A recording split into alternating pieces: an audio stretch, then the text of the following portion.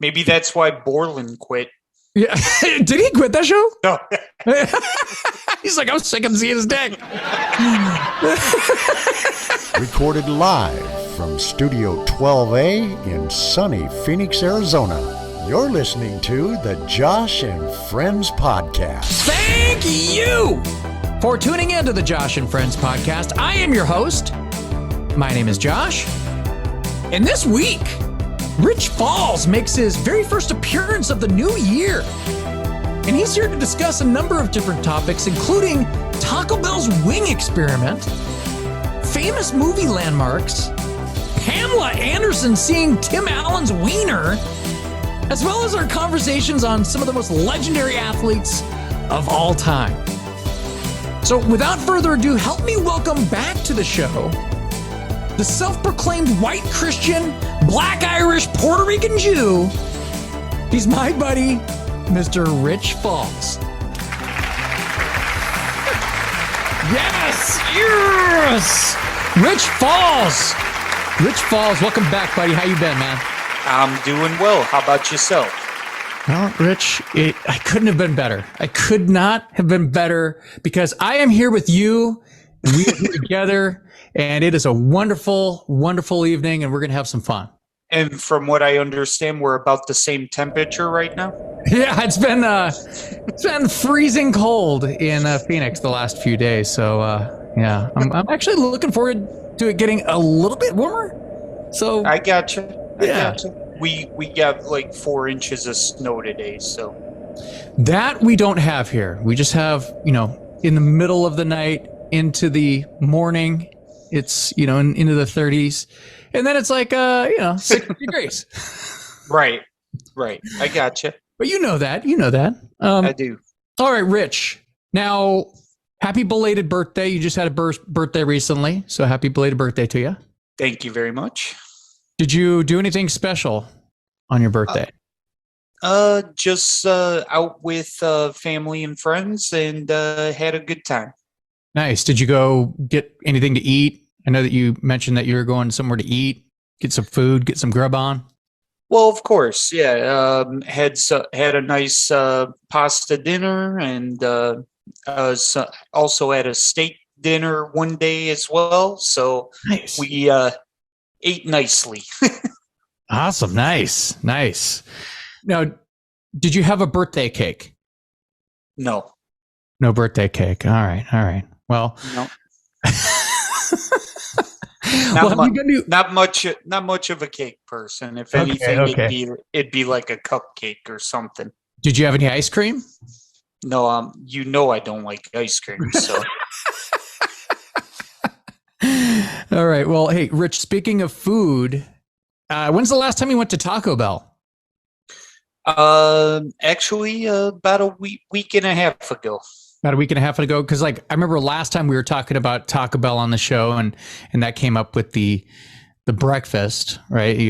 Right. Praising the breakfast that they have. Now, I just bring this up because I saw that they have the chicken wings at Taco Bell now. Oh, geez. Or they're trying out the chicken wings. I don't know. But is that something that you would ever think about ordering, is chicken wings from Taco Bell? No. You even get them to try them or anything? I mean, at least it's more Taco Bell than Enchilito, because at least you can eat it with your hands. Oh yeah, you were not happy about the Enchilito. Yeah. No, they needed to bring back the double-decker taco, but anyways. Some people love our crunchy tacos, others our soft tacos. Now Taco Bell introduces the double-decker taco. Our delicious original taco joined with beans and a soft tortilla. It's the taste big enough to bring the two sides together.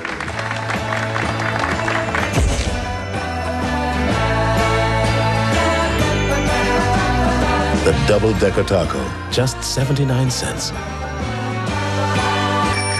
Now, can you request that they make a double-decker taco? Have you ever tried to do that? I haven't tried it, but I know they have all the stuff to do it. Right. But a tortilla and just spread it around and put it over like a taco shell, right?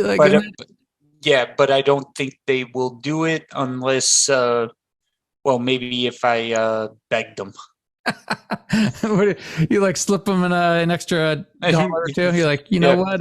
You know what? This time I'll donate to the kids in wherever. There you go. There you go. That's so ridiculous. Yeah, I just can't see getting wings from Taco Bell. Because there's actual places that sell wings and they're good at making wings. Like Taco Bell, good at making, like you said. That's kind of stuff. What about like Jack in the Box tacos? Yeah, can I get 99 tacos for 2 cents? We can't do that. I'm looking at the sign and it says 99 tacos for 2 cents. Dude, it's 2 tacos for 99 cents. That's even less. Pick up 2 of Jack's classic tacos. They're totally tasty and at 99 cents, totally affordable. You weren't really going to eat 99 tacos, were you? No. Yeah. Well, they've always had Jack in the Box tacos, though. I mean, and they make them differently. They deep fry them. Right. They're basically just mini tacos, but yeah, basically, yeah. And they just, I mean, and they're 2 for $1. The bonus of getting those is that they're 2 for $1 or whatever they are. And they've been like that for, I don't know, since like the 70s. Or like, would you like 2 tacos for $1? Or like, actually, sure. Yeah, I would. Yeah. So I don't know. I'd still rather have a 7-layer burrito myself, but I think they discontinued that too. Yeah, you get 5-layer burrito. Yeah, there you go. There you go. I think I might try this though. Next time I go to Taco Bell, which hasn't been in quite some time, but next time I go to Taco Bell, maybe I'll have them try to make like what is that thing you want again? The double-decker taco. Yeah, the double-decker. and maybe can I get a double-decker taco and a 7-layer burrito, please? They're like, would you like an enchilada instead? And we're like, and I'll have you on speaker and you're like, no, I don't want it. All right. Yeah. No. So now as far as things that I did this last weekend. Okay. Jen and I were driving around and I pointed over to the Metro Center Mall. Metro Center. You've been to Metro Center, right? Yeah. Isn't it basically like shut down now? Yeah. So the Metro Center, for people that don't know what that is, it's a mall that I think it opened in like 1973 or something like that in town. And it's basically famous for being the setting for Bill and Ted's Excellent Adventure, the mall scenes.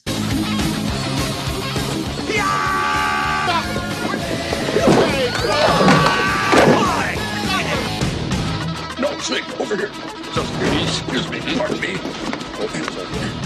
Oh, no. Don't get smart with me, buddy. Let's go. But what's weird is it's weird seeing dead malls, right? So Oh, yeah. I mean, there's such big, giant buildings and giant parking lots, and there's nothing there. Or like you're driving by, there's like basically just a bus station now. Yeah, it's just boarded up. Like each entrance is all boarded up, and we're just slowly driving all around it. And she's like, "Oh, this is so weird." And I go, "It is weird." I didn't really remember it in its prime because I'm not from here originally, but it is kind of weird to see. The only store that was open was that that store Dillard's. Okay. It's like I don't know. It's like a Sears or whatever, one of those stores, and it appeared to be open. We saw people walking in there, and I was like, "Do you want to go in there?" And she goes, "I kind of do." So we park and we walk in, and dude, it was strange, man. So we walk in, and like half of the lights are off, and oh geez, they had like these buckets like everywhere, like it had been like raining, like they're catching like rain and stuff. And I'm like, wow, they're really keeping up with this place. It's falling apart. You can't go downstairs. Everything sounds like a store in The Walking Dead. It really looked like that. Everything's on sale. I'm like, everything's on sale. Everything should be almost free in this place. But yeah, it was like 60% off. And I'm like, all right, well, okay. Well, I'm like looking around, like, is there going to be a zombie that jumps out at me and bites me in the neck or whatever? Or Zombieland or whatever. Yeah. Right. But there wasn't. We got out of there without getting bit by zombies. So that was good. But the reason I bring that up is because it was funny. I just saw an article that came up today. That said, it's going to be completely demolished. I know that they knocked down some of the mall, but most of it is like standing up still. But they're knocking it down. They're demolishing it for a new kind of like some new shopping center thing that they're going to be building. And I have the story. I'm going to play it right here. It's kind of interesting. So let's check that out. An iconic North Phoenix mall is about to be demolished. Metro Center Mall is officially sold to developers for about $850 million. And the plans to tear down that mall to make room for a new urban village. Those plans are now in full swing. Fox 10's Nicole Garcia is live now with more on this. Nicole. Well, it's out with the old and in with the new. You can see construction on the new light rail station behind me, and soon Metro Center, the sign, the whole building will be torn down in just a memory. Long gone are the days of hustle and bustle and cruising at Metro Center, but those days will always stick with many Phoenicians. When I first got here in the early 80s, it was kind of a big deal to cruise the mall. We used to drive around the mall and the ice skating rink in the mall. The mall was a big deal back in the 80s. Betts is now helping create a new vision for the 64-acre space, an urban village. Got that European sort of scale to it, where it's only going to be 5-story, 4-story tall in terms of the buildings around, with a town center in the center that will have a park and a plaza and a band shell and a water feature, but around that will be some service-oriented retail, coffee shops and cafe. The walkable village will include nearly 3,000 apartment units, retail stores, restaurants, bars, and a town center park. But before Metro Center is torn down, developers say they will host an event for people to say farewell to this Phoenix icon. I don't know if that'll be like a destination people will want to go to, because the area is kind of like still run down. I mean, everything's kind of old in that area, and it looks kind of strange. And I don't know, it doesn't seem like the best of area anyways. So I don't know. We'll see. Only we'll tell if that place really picks up and makes a turnaround there. Yep. Just get some good restaurants over there. People always go to eat, so you get some good places to eat there, and you'll be good. Yeah. I remember Eric and I went there for an after-hours bar party one time, and one of our friends was like, "We're gonna get out of here. We're gonna get stabbed. We're gonna get okay."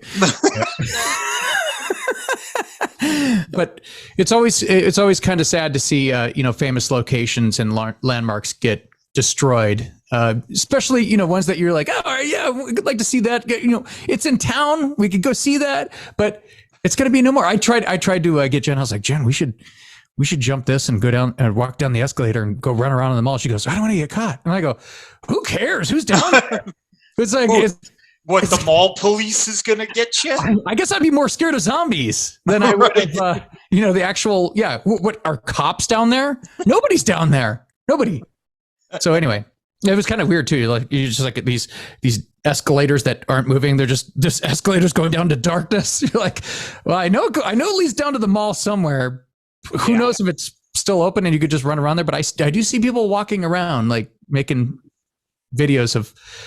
And it's funny because these people, they make these videos. They're like, it's as if they're filming like an archaeological find from BC times. You're like, whoa, look at this. You could tell there was a movie theater back here in 1970s. And I'm like, whoa. This is where the record store was. Exactly. Now, speaking of filming locations, now I know that I've mentioned on this show the Goonies House before, right? Mm-hmm. And that's located in Astoria, Oregon. I've actually been there. I think I was there in 2010, I want to say. Okay. And when I went there, there was the owners were not very friendly. I mean, they were very, you could tell they were not proud that they were living in the house that the Goonies were filmed and set. But since then, the house was sold and fans now own the place, and they purchased the house. And it's funny because I saw this, someone posted this, I don't know, it was like a day or two ago.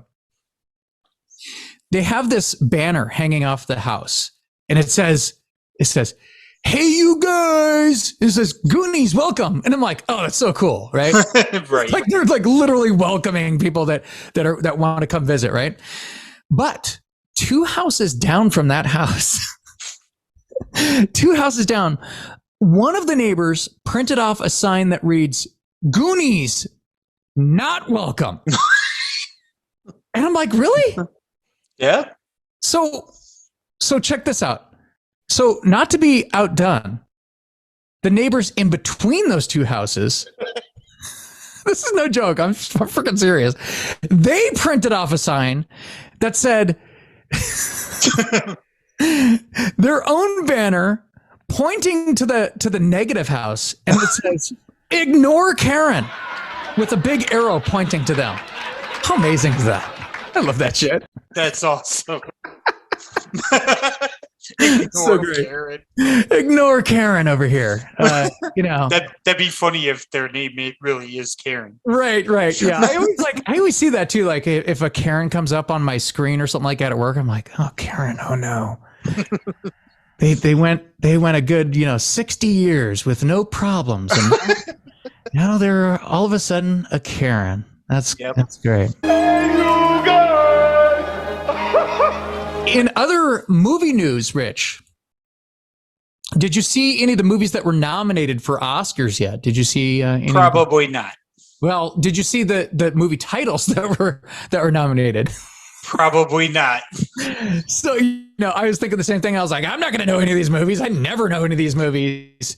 And that's a lot of the time too. Basically, you don't know you're like, what is this? Like, I don't know what any of these are. Plus, what is a movie? Yeah, right. Everyone watches just like, Netflix shorts and whatever now, just sport. I know, I mean, I know we've talked about it. Like, I went and saw Top Gun Maverick in the theaters, which was excellent. But but other than that, like, unless there's like something I'm really interested in, there haven't been like good movies coming out and stuff. So yeah, well, speaking of Top Gun Maverick, they actually had that as one of the movies nominated as Best Picture, and I have some theories on that. I mean, it's not like an Oscar type movie. I mean, it's awesome. It was fantastic. It was like you were at the best way to describe it to people that haven't seen it, it's like you're at a ride. Like you were at like a Universal Studios like ride or something like that, And so in that sense, it was amazing. I do think that they're kind of almost putting it in with the other movies. I think there's 10 now to get normal people to pay attention. Well, I think that what they're doing is because that movie pretty much saved like movies from, I mean, what's the last movie you saw before that? Do you know? No, right. That's exactly what I was talking about. Yeah, exactly. Yeah. So, I mean, I think that's kind of like their, oh man, thank God that movie came out, because no one was going to see movies. And I actually got to see that movie. And then I saw the movie Elvis that had Austin Butler, who's also nominated for Best Actor for his portrayal as Elvis. Okay. And I don't know if you've seen this clip, but this guy, dude, he's frozen with that voice. He thinks he's like Elvis. Have you seen clips of this guy? Okay, I got to play you this. Here's Austin Butler last night, and then I'll play you his voice a year ago before he was Elvis, okay? Okay. I just am so grateful right now. I'm in this room full of my heroes. Brad, I love you. All right, now, in 2016, he was interviewed on MTV. Here he is. Tell me if he hasn't gone full method and become Elvis. Yeah, it was a little overwhelming. I didn't realize just how congested it gets here. Yeah. And I also was just so impressed with, it was the Jurassic Park stuff. He was like a normal dude before this, right? He was just like a normal guy, and he's like talking normal. Yeah. And then all of a sudden now he's Elvis, right? He's like, oh, thank you so much. So it's like that year where all you did was talk in my voice. Yeah. Oh no, absolutely. The key is to talk with a Chicago, Wisconsin style voice, but to slow it down as much as possible. Hey, easy on the hand movements. Oh, okay? No. No, so I don't know. I just think that there's something wrong with that dude. I don't know. I know that some people get caught up in their acting, right? Like, yep. And it took a long time for him to do that movie. I guess the filming took quite a while. So, but who knows? Is he ever going to come back? I don't know. I just know that, because like, remember when Madonna was like, she started talking like she was English. Do you remember that? This is like, I don't know when this was, like the 90s or something like that. And I was like, is that Madonna? They're like, yeah, it's Madonna. And I go, no, is that the same Madonna that's from Michigan, or is this a new Madonna from England somewhere? What is this? I hadn't quite adjusted to the tabloids. You always heard about sexual fantasies, and you always saw women objectified sexually, but always from a man's point of view. And I thought it was about time that it came from a woman's point of view. The British accent. What is this? I guess Rodman will do that to you. Yeah, and a number of other players. Lisa Marie died 2 days after Austin Butler won that performance for the Golden Globes, which is kind of interesting. Yeah. But what I find most interesting is they were like, the media, they didn't know what to call her. Basically, they were like, singer-songwriter Lisa Marie Presley? And I was like, yeah, didn't she have like some kind of Avril Lavigne-ish style album that probably all like the biggest songwriters in the business were like, yeah, I'll write for Elvis's daughter. She's known as being Elvis's daughter and being married to Nicolas Cage and Michael Jackson. I mean, right. I mean, do you know her more for that, or do you know her more for her? But I mean, people know her name, so I guess they want to give her the respect of, individualizing something for her. But okay, what's your favorite song by her? I don't have no idea what songs.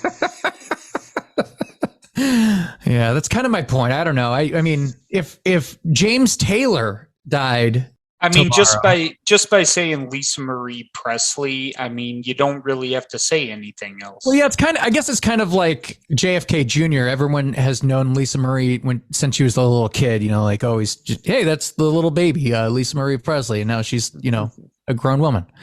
But yeah, we're gonna have to wait for the autopsy, but she's always kind of like had issue. I mean, she looked like she was like almost falling down at the ceremony. So I was like, oh, doesn't look good. You can see her here on Tuesday, walking slowly, being helped down the stairs at the Golden Globes.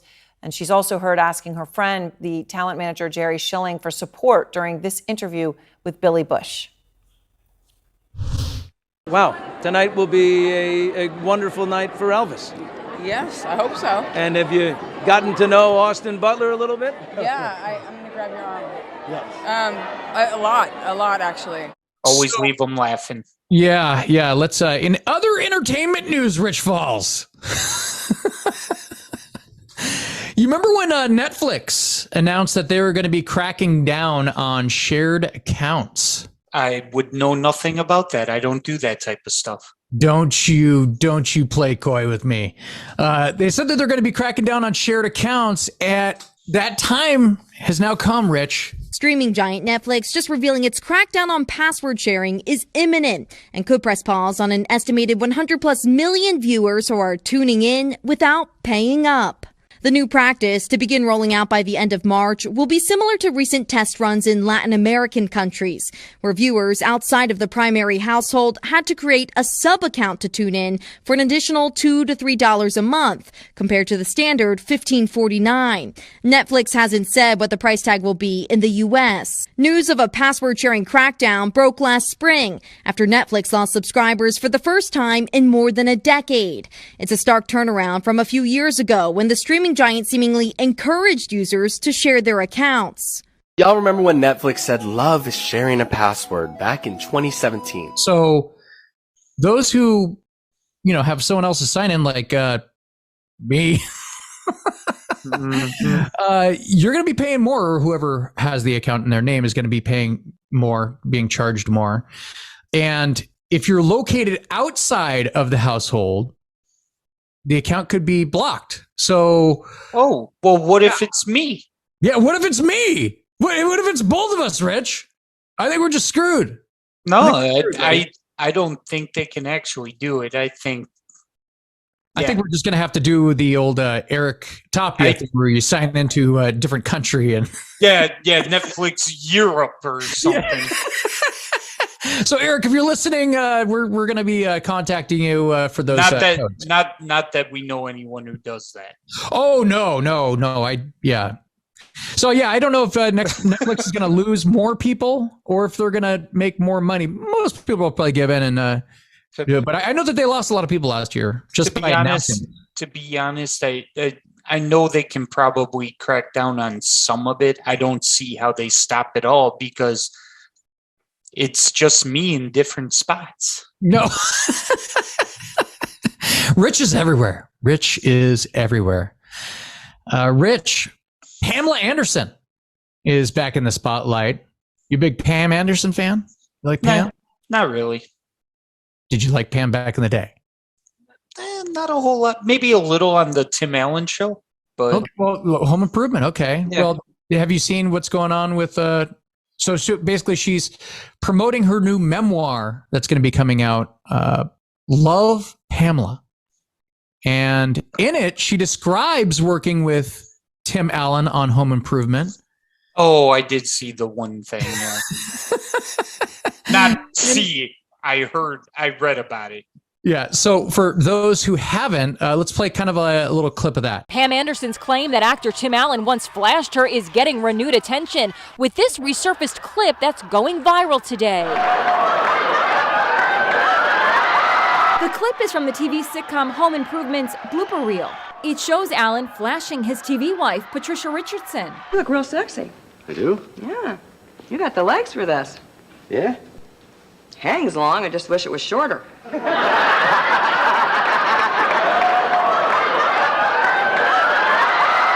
Now, Richardson is coming to Tim Allen's defense. People ask me what was under his kilt when he flashed me. He was well dressed under there. In her Instagram post, Richardson goes on to say he was wearing boxer shorts and it was fun. Richardson wrote the post after Pamela Anderson claimed in her new book, Love Pamela, that Allen flashed her backstage during her first day on the job at Home Improvement in 1991, when she was hired to be the show's sexy tool-time girl. He opened his robe and flashed me quickly, completely naked underneath. He said it was only fair because he had seen me naked. Now we're even. I laughed uncomfortably. Allen insists it never happened. And now his TV wife is saying of Pamela Anderson's claims, I doubt this story greatly. Tim Allen says that he didn't do that, but I'm like, oh, stop it. Like, what a weird thing for her to make up. Of course you did that. And by the way, who cares? Like, who cares? Like all I keep thinking about Rich is like, of course, what do you think he's like trying? Like, that's not a way to like, pick up on shit. He's not, I don't think he's like flirting with her. I think he's just like, hey, it's kind of like a dumb joke. He's on a comedy show. And I don't know. I mean, probably not the right thing to do, but of course not. But it's also the early 90s, right? Like, and it's kind of like a kid show, but okay, Vince McMahon. I'm sure he didn't do that to the kid. Like, hey, kid, you want to see my wiener? No, let's hope that. Yeah, but I don't know. I think it's just one of those things where like, okay, maybe not to a female on the show, but so maybe he was just a habitual flasher. I don't know. Yeah. I don't know. But maybe that's why Borland quit. Yeah. Did he quit that show? No. He's like, I was sick of seeing his dick. It's why it's why Wilson would never bring his head above the fence. Wilson's like, I am not going to be looking over to see that shit. I've seen it way too many times. I'm done with that.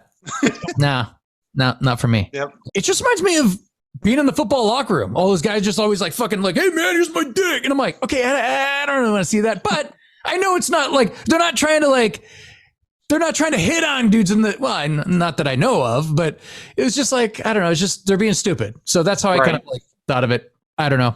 Maybe I'm wrong. Maybe that was his way of like saying, hey, maybe he has a big schlonger. And he's like, hey, you know what? Hey, look at this. I know you're dating Tommy Lee, but yeah, I don't know. Okay. Now, Rich. Spent way too much time on that story. Speaking of the football locker room, or just football in general, there's a new phenomenon going around. And it's like looking back at old athletes and ripping on old athletes. And I feel like this is like a new thing. I think this is like a new, because I don't, do you remember growing up? Like, I don't remember growing up going, you know what? Fucking Jim Brown, piece of shit. You fucking sucked. I don't remember people saying like, oh, Gale Sayers. Oh, he sucked, dude. Like Dick Butkus. What a puss. No, nobody said that shit back in the day. Right. I don't think people like, I don't think it's, do you think it's like, do you see this? Like people like ripping on older players?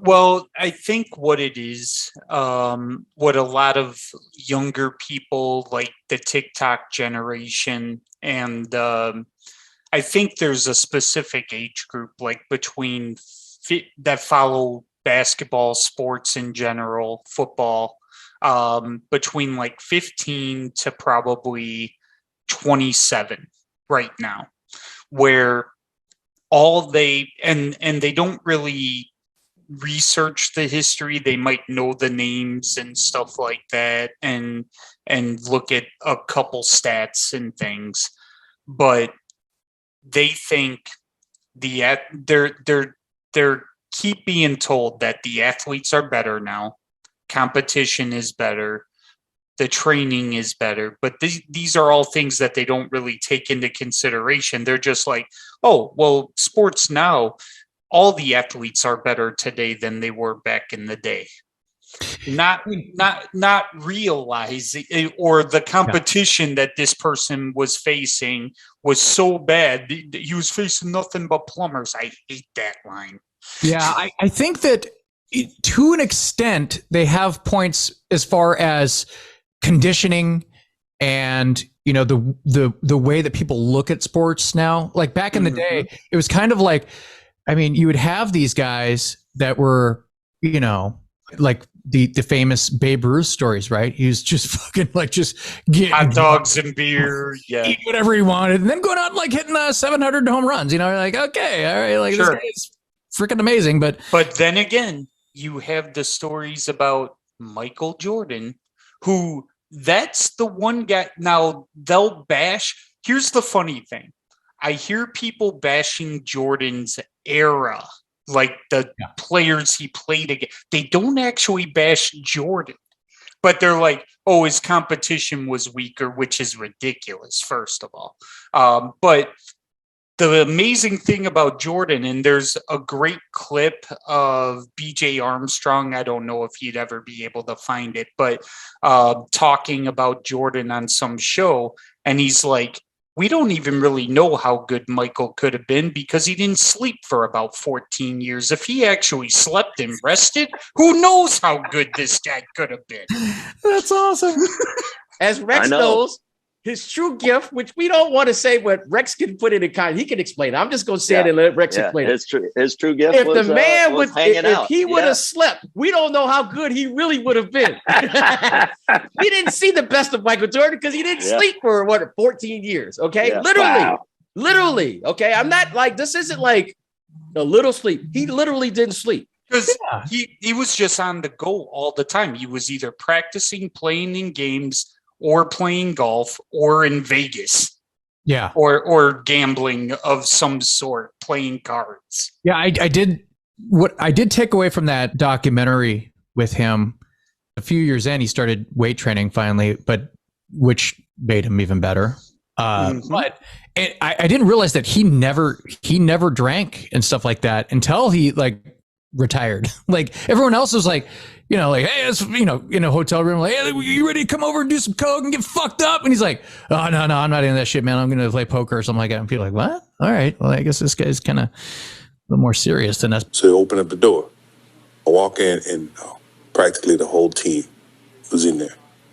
And it was like things I've never seen in my life. as a young kid. You got your lines over here, you got your weed smokers over here, you got your women over here. So the first thing I said, look, man, I'm out. Because all I can think about, if they come and raid this place right about now, I am just as guilty as everybody else that's in this room. And from that point on, I was more or less on my own. But like, I think that is like kind of the mentality of the newer guys though, too. Like they take it's more of a business. Like they take training very seriously. The money's bigger, obviously. And sure. It's just a different sport. But like, I saw footage of this guy talking about Joe Namath. And I know that we kind of maybe have different opinions of Joe, but there was this guy that was like, and again, this is one of those guys that, I mean, every freaking TikTok I see, they're like, oh, this guy's a complete hack. Like his touchdowns to interceptions ratio is terrible. He was awful. Like, yeah, but they're just looking at stats. And I'm like, these guys got the shit beat out of them, man. They got creamed. And by the way, it was like a competition for the defensive guys to try to hurt them. Like, and they could get away with it. They could get away with it. They rarely got called. They're just like slamming these guys down. Every guy on the defense, they wanted to be the guy to break Joe's leg.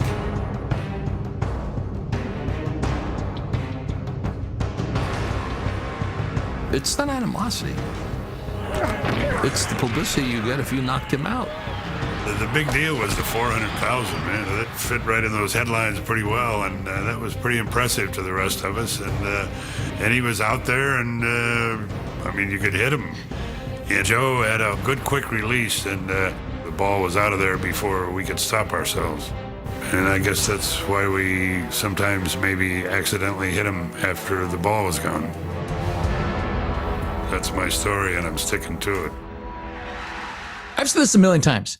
I don't even know how most of these guys back in the day even completed as many balls as they did with the way that they were getting abused. Because I would be running for my life if I was these guys. Well, not just that, but receivers and tight ends were allowed to get mauled basically all the way down the field.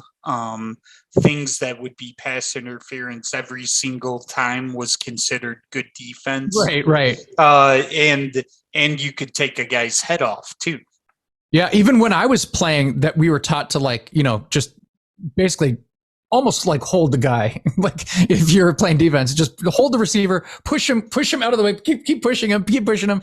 So yeah, I get it. And it's definitely, it's a passing league now. So obviously the stats are going to look, even like an average or below average quarterback in the league today is going to have better stats than a lot of those older guys. Yeah. A lot of those older guys. But I'm going to tell you, man, if you look back at some of that old footage, Joe Namath was not only had a gun, but he had like one of the first quick releases ever in the NFL. He was that one of those first guys that threw from the ear instead of like the old wind up. Once he made up his mind, it was going boom. It was like boom. Throw a dart. The only quarterback I've ever been around that you didn't have to look to see when the ball was released. You could hear it. You could hear the whoosh when the ball left his hand. And that is not kidding. The receivers, they had black and blue marks in their body from getting hit by these balls that he threw. Oh yeah, I had, especially on my arms and biceps, you catch the point of the ball, kind of like getting hit with a hammer.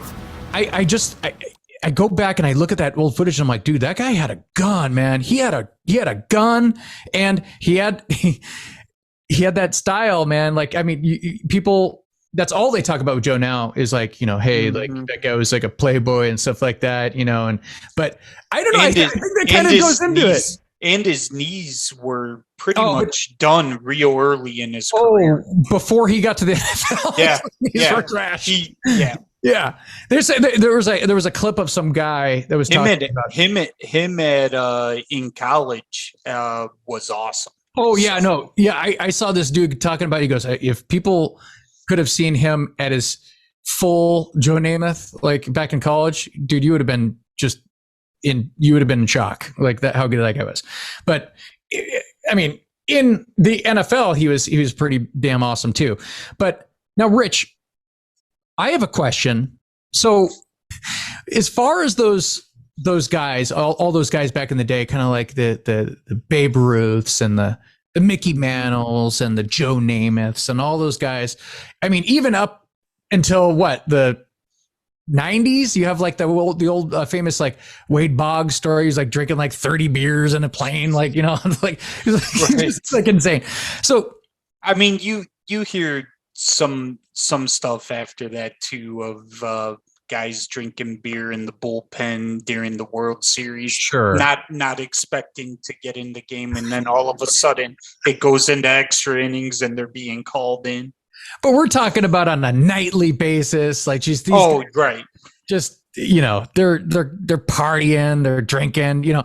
But would you want to be in? Would you rather be in today's league or leagues, or would you like to be in the leagues from back in the day? I mean, because like there's benefits to both. Okay, so sure. Obviously, the benefits are way different. Money.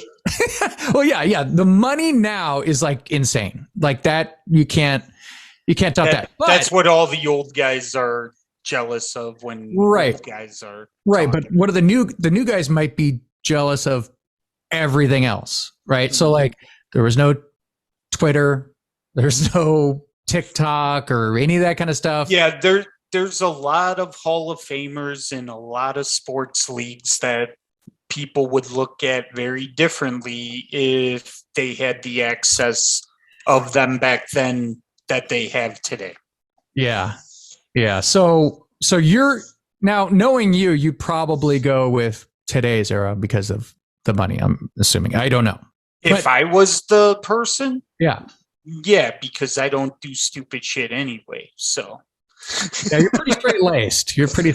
So I don't know. I just think it would be it would be, because those guys had like the fame it's so greater. Well, especially for baseball. Obviously, baseball was just so big. Baseball was like, they were superstars. I mean, being a baseball star in the 60s or 70s or even early to mid 80s would be great. Yeah, it's like peak. I mean, it doesn't get bigger than like, you know, Mickey Mantle or anything like, you know, those old Yankee dudes and stuff like that. But like, I guess the money is going to be better in the long run. But during your career, maybe, you know, like you have Joe DiMaggio, you know, and Marilyn Monroe and stuff like that. So I don't know. It's not that the new guys are having any troubles now. It's so tell me you have zero problems whatsoever. Yeah. Right. So, right. Exactly. All right. The Matlock theme. Now, Rich, speaking of Hall of Fame, are you caught up on the MLB's Hall of Fame inductees here? It was kind of a interesting year for the inductees for the Hall of Fame this year. So I know Scott Rowland got in. Scott Rowland, yes. Third baseman. Fred. Yeah, that's right. I forgot Fred got in too. Yeah. So those are it. It's kind of weird. Is that weird for the for baseball, or is it not weird? Over the history, it's a little weird for baseball, but recently until they finally make a damn decision on allowing and just forgetting about the steroid thing and allowing the proper players in, I think the Hall of Fame inductions are going to be kind of weird like that. Yeah, you're heading in the same direction I was going to be taking you here, because my next question was, is Scott Rowland a better player than Alex Rodriguez? No. But Scott Rowland, I'm not. Hey, look, I'm not taking any away from that guy's talents. He was elected into the Hall of Fame, but he's a deserving one of the, even before he started doing like the. Well, I don't know. I don't know when he started. To be honest, he probably started in high school. Well, he didn't look like he was doing roids back in the day. He looked like a normal guy, like everybody else that was doing roids. And then so did Rafael Palmeiro. And then he's hanging out with was it Tiger Woods? And they're both like just jacked. And I was like, well, that's weird. Tiger Woods is like a little guy. And all of a sudden he looks like Mark McGuire out there. He's like on the golf course. I was like, what's going on here? This is weird. So you think, what do you think is going to come with that? Like, is it going to be they're going to have to deal with it, right? You can do one of two things. And basically the Hall of Fame is a museum of baseball, right?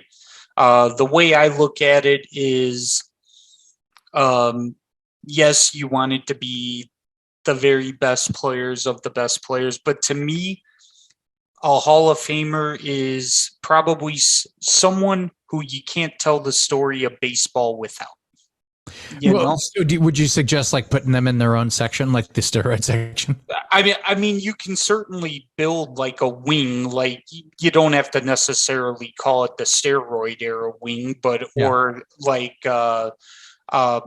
just 90s 2000s wing or something like that.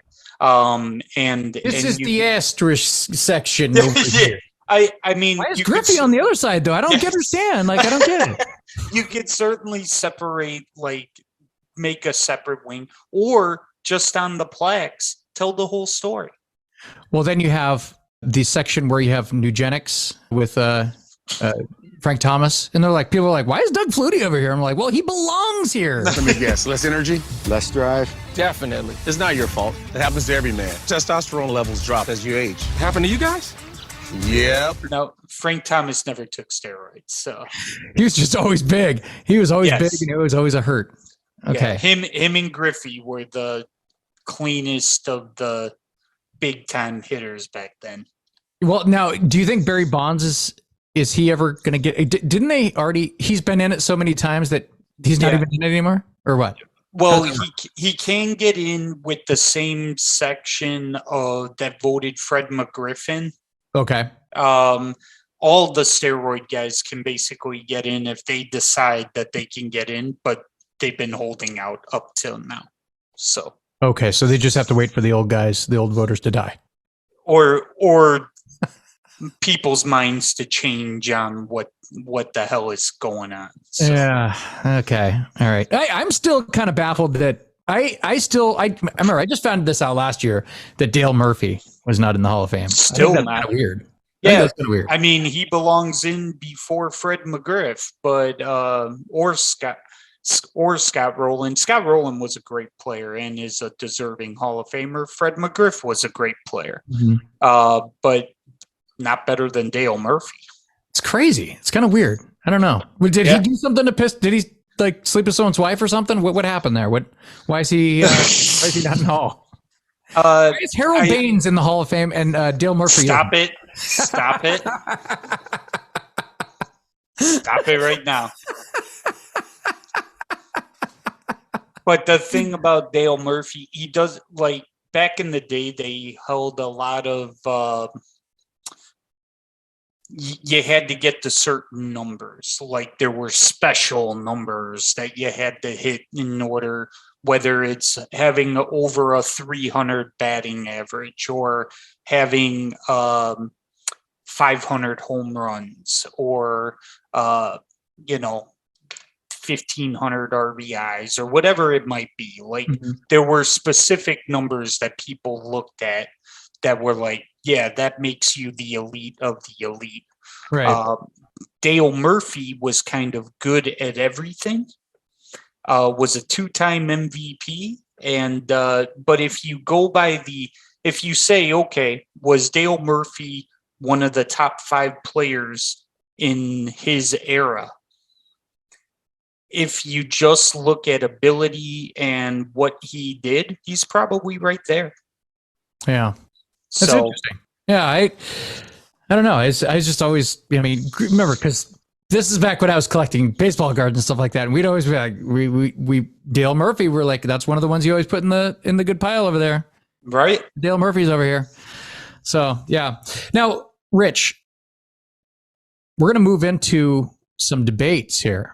Some famous debates. Now, there are countless debates, like as we were mentioning before, like on TikToks and the YouTubes and Facebooks, about which athletes are the greatest players of all time. And I thought we'd mix it up by giving our own 2 cents. So, okay. I just picked out a couple of, hot ones, some debates that go on that I see. And I mean, it's just what it is, man. Like, how are you going to you're never really going to know with some of these, and some of them, that's why they're debates, because you could see both sides, right? I mean, I know, but yeah. All right. So, okay. Let's start with the classic. And this one is, there's been several documentaries on this one. Who's the better player? Larry Bird or Magic Johnson? See what I mean? See, weird. That, it's like they're both great. They're all different. They're like, they both played at each other, both came in the league at the same time. It's a fantastic argument. Like, yes. Who do you pick? Yeah. The funny thing is, if you pay attention, like back in the day, it would be all the white guys pick Larry Bird, all the black guys take Magic Johnson. Right. It's so weird, but it makes sense. That was the world at the time, right. And in a lot of ways, even the teams like the Celtics, the racist Boston Celtics, yeah. like 80% of their team are like all these white guys running around, and like all the fans like, yeah! And then like you have like LA, who's all like basically the opposite. You have who's the couple white guys like running around like Kurt Rambis. Kurt Rambis, yeah. The super nerd Kurt Rambis, like the big glasses, and they're like, hey, I'm Rambis, I'm Kurt Rambis. Yeah. So, yeah. Kurt Rambis getting slammed to the ground. And he was a scrapper too, though. Like all these guys back in the day, man, they were like. Oh, yeah. But the funny thing is, though, like when you listen to guys who played against and played with both of them, most from what I've seen have leaned towards Larry. What a lot of the players would say is, yes, Magic was great at what he did.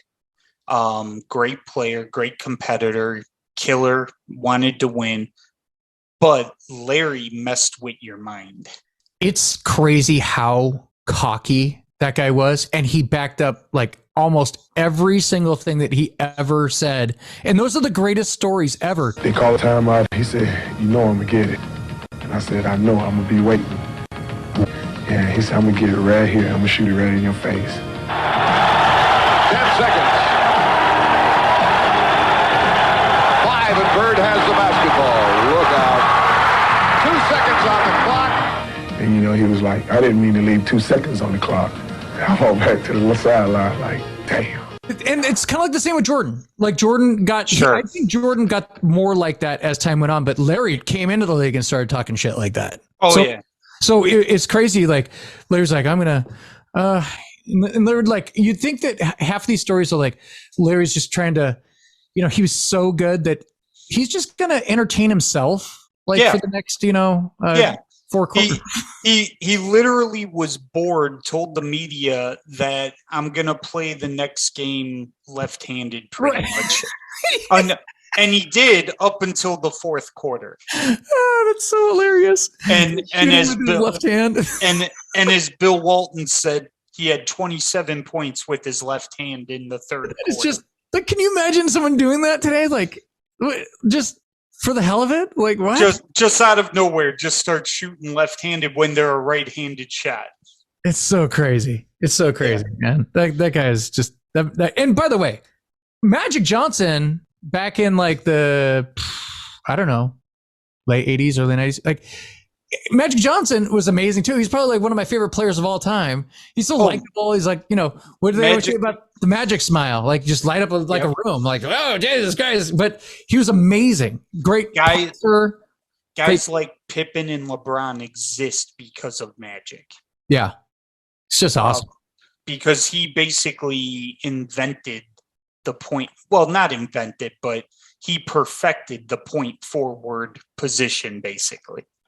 And they're so different. Those two dudes were so different too. Like that's what makes those documentaries so great. So you have You have Magic, who is, he's in Hollywood, basically in LA, but he's going out, he's partying, but he's not drinking, right? And then you have Bird, who's drinking beers and mowing his own lawn on the farm. Yep. What? It's so weird. He's like just a total redneck. It's so funny. All right. So what's your answer to that? I think that Magic always had the benefit of they all have great players too. They just had amazing players around them too. But they both had amazing teams. Yeah, actually, I would probably argue that Bird probably had better teams in his prime around him than Magic did. Magic might have had the top player next to him, but the overall team was probably great, but not on the level of the Celtics at the time. Well, I always kind of lean towards that guy that if you do you have a guy in your team that you're going to throw the ball to and you're like, okay, everybody knows it's going to that guy. Everybody knows it's going to that guy. And if he could get the ball off, there's a great chance that it could go in, Sure. Just by him having that ball. I mean, Bird scared you more. Yeah. Bird is a scary player. And in Bird, I was always talk about this, those just nutty highlights of him diving into stands and stuff. You're like, he didn't, there's a reason why at the end of his career, he was like a 95-year-old man. He could hardly walk, but he could still shoot.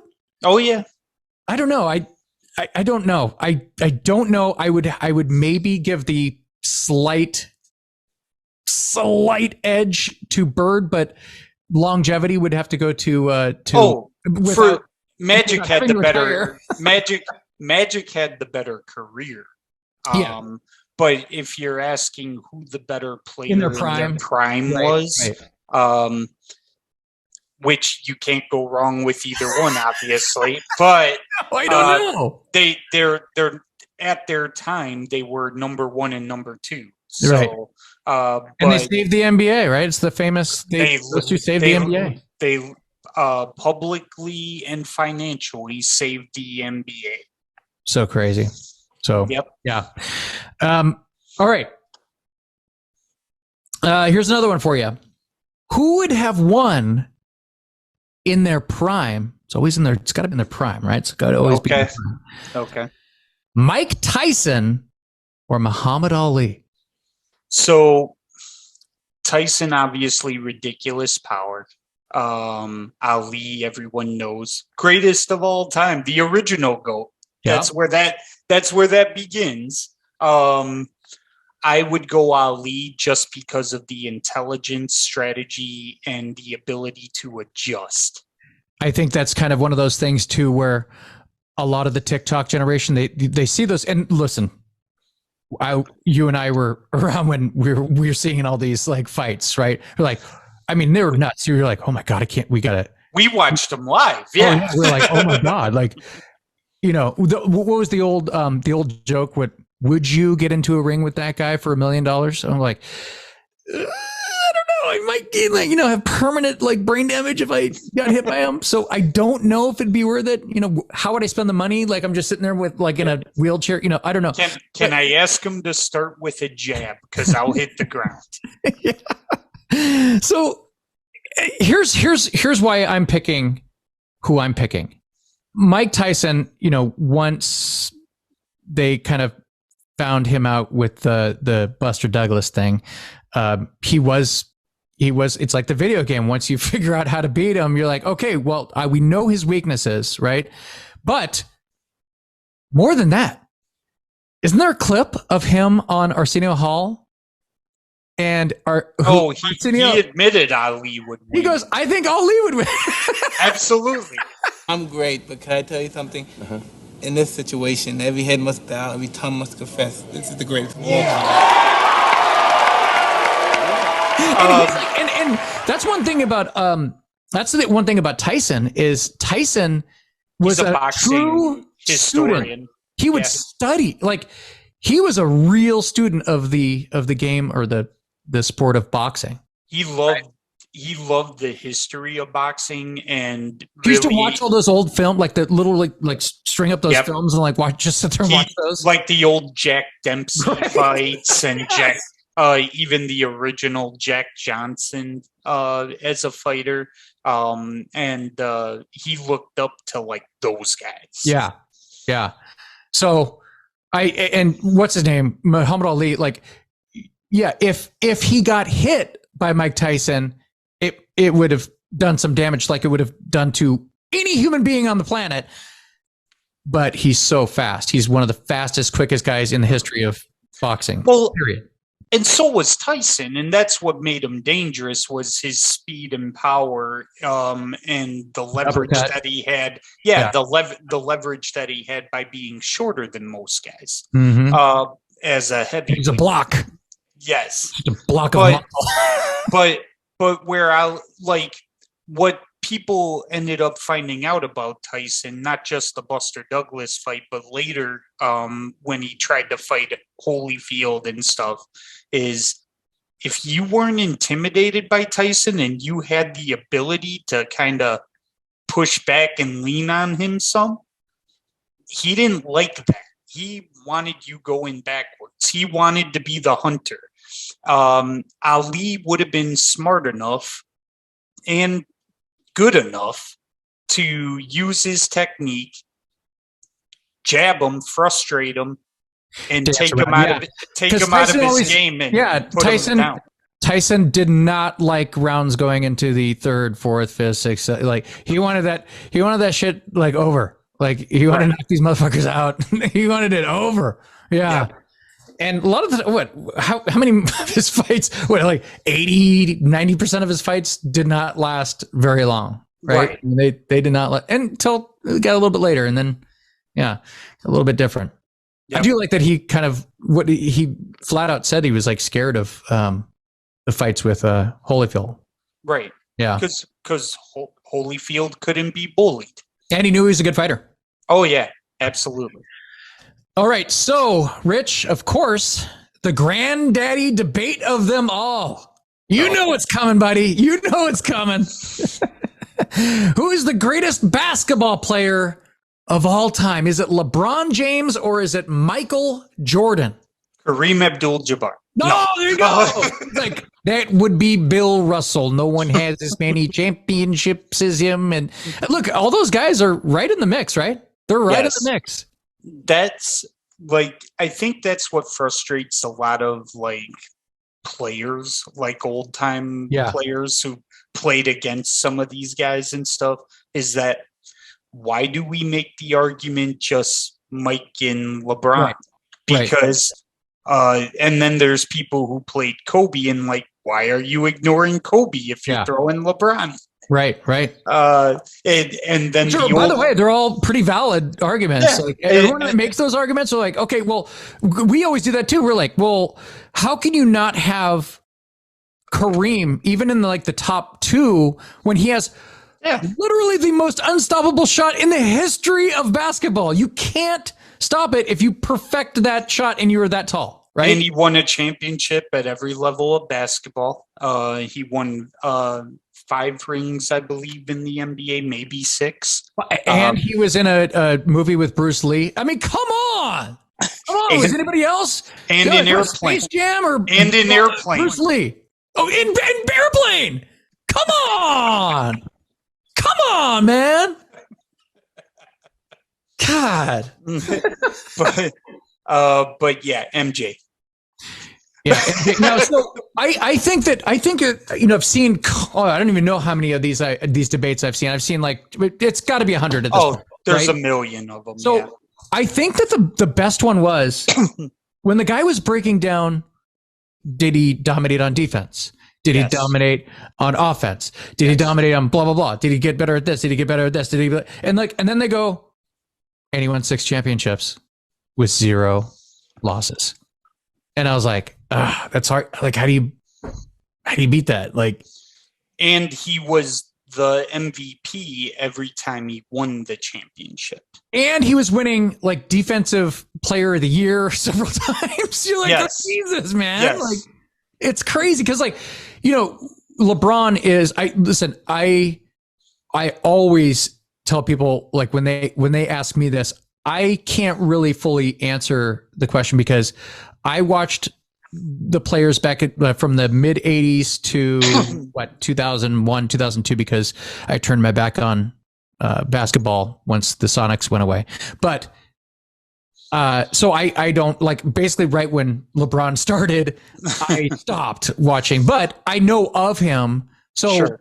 And obviously I've seen him play and stuff like that. And he's insane. He's like a crazy specimen of a human being out there amongst children. It's kind of like watching like those highlights of Jim Brown, like running around with these like little guys trying to tackle him. You're like, oh my God, it's crazy. So, I mean, I could definitely, and just nutty, just slams and crazy, you know, blocks and stuff like that. He's nuts. Right. But when you were talking about how Jordan, people like downplay the people that Jordan played with, I'm like, what? Or played against. Yeah, I'm sorry. That's what I meant. So like, and especially when people are talking like, well, a lot of those guys, like, they played like football players back then. Like the Pistons, like they were like tackling them, and like the Lakers. There was these the Knicks. It was all these like massively physical like plays and stuff like that, and you don't see that when I do watch a basketball game. I'm not seeing that, and if you do see something like that, they're like kicked out of the game. Like, no, yeah, you know what I mean? So, ended. So imagine, like, you would maybe see someone in the late 90s, early 2000s, maybe convince a ref that he got fouled by doing some sort of flop after running into someone.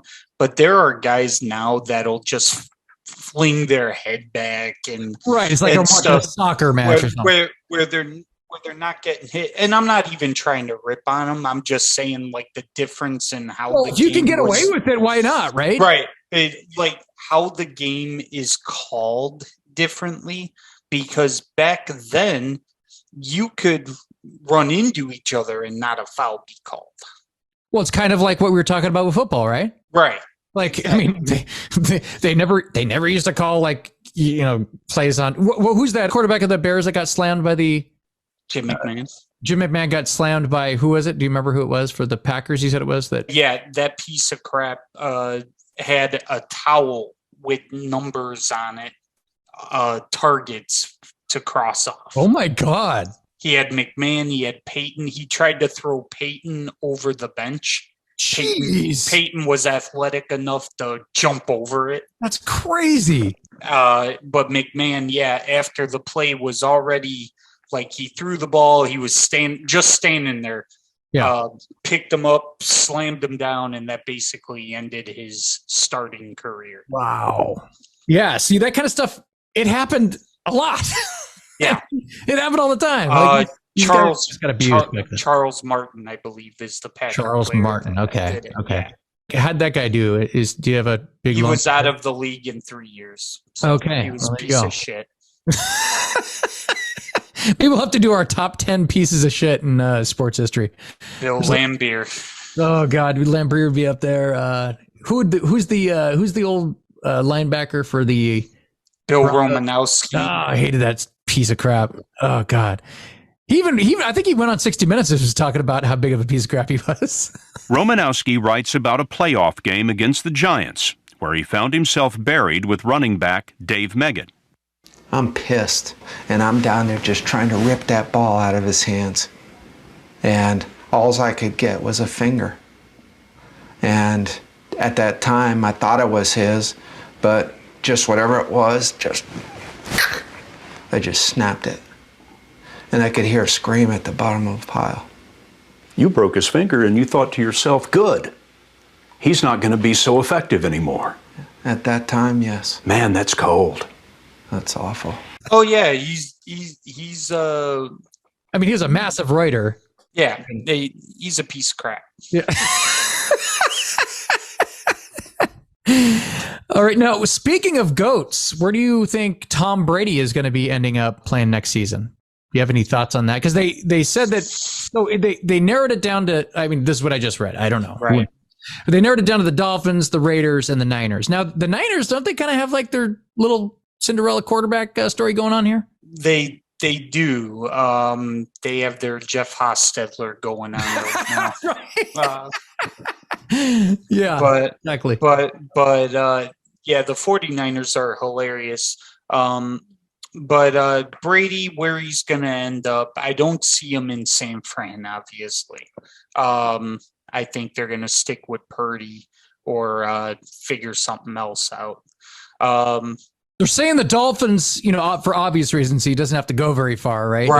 Right. And the Raiders is like an attractive one because isn't that where most players go to die anyways? In the Raiders, but he'll be in Vegas, right? He'll be in Vegas. And he has his old offensive coach there. There you go. But that would be an attractive. I don't think the Raiders are good enough for him to go there. And I don't think they're going to be. Miami, I'm sure he would love to go to because he has some good receivers too, right? Yeah, but I don't know if they. Then what do they? Do they just trade Tua and get something for him, and they stick with Brady on a year by year basis there? I don't know if that's really a smart way of going. Actually, I think if you had to bet on it, who would you say he's going? Do you think he's sticking around? Do you think he's going to one of those teams? Or do you think he's going to a team? I don't think he's staying at Tampa. If I had to bet on it, I would probably. I mean, Miami or San Fran would be where he would want to go. Right. I just don't know. Watching the Niners, right? Yeah. I just don't know if the team situations would allow it, but I know Miami wanted him before. Okay. So if I had to bet on it, I'd probably bet Miami.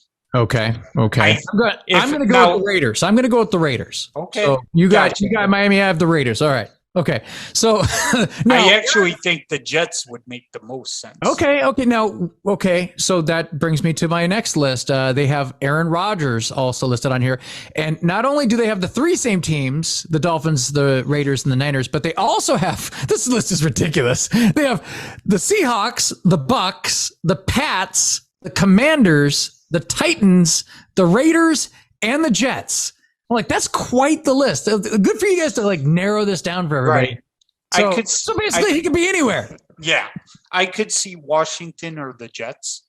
I think Washington or the Jets. Okay. I think that might make sense for him if they actually wanted to trade him. Do you think the Seahawks keep old Geno? I think the Seahawks will probably stick with Geno and maybe try to draft a younger guy, maybe in the mid rounds, or maybe wait until next year. Okay. And last but not least on this list, Russell Wilson. Is he going to recover next season, or is he done? Is this the end of the Russell Wilson era as we know it? He's definitely not done because of his contract. Yeah, he's definitely not done. Whether he's going to be a good, effective player moving forward, I think he'll be hell of a lot better than what he was. If he can get a healthy, and if he can kind of just fix the shit with him where he just becomes a different person depending on who he's talking to. Yeah. Like he tries to be a chameleon and fit in with every little tries too hard, man, with everything. Yeah, I just don't think it comes off as kind of fake too, right? I mean, I think not kind of fake. Yeah. Completely fake. like he's a con man. Yes. And people are not and when you're not performing, it comes off really bad.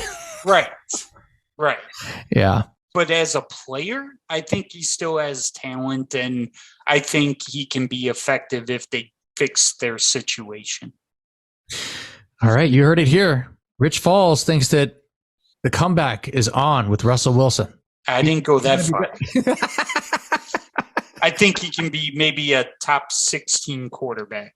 Top 16. All right. Okay. Alrighty. All right, man. I think we've said it all. We've covered a lot today. Okay. You have anything else to add? MJ is the GOAT. MJ's the GOAT. I don't think you're going to get any arguments here, even though that, I was what did he say about the glove? What did he say about the glove? He had no problems with the glove. He's like, here, you know what? Take that. I had no problem with the glove. I had no problem with the glove. I had no problem with Gary Payton. Shit. Oh, hilarious. Oh, that documentary is so awesome. I got to watch that again. It's hilarious. Yeah, it's great. Any Super Bowl parties? Super Bowl parties? You know what? I'm not exactly sure right now. We'll stay tuned for that. See if there's anything coming up. Because we've entered contests all over the place. Eric, he's 1,400 contests. I'm like, well, Eric's gonna win. Right. Eric's got to win something. You're like, gosh, I guess he's probably creating like names and like entering contests and stuff like that. Yeah. So we'll see. Well, I'll keep everybody updated. I'll keep you in the loop here, and we'll have to catch up here again soon. Thanks again for coming on the show. Yeah, good to see you, man. Yeah, I always appreciate you coming on, man. And we'll have to do it again, and we'll look forward to the AFL draft this year, which is going to be awesome, man. Going to look forward to that. Yeah, we'll have fun. All right. Okay. For the one and only Rich Falls, I'm Josh. And as always, thank you for being a friend. Oh, absolutely fantastic.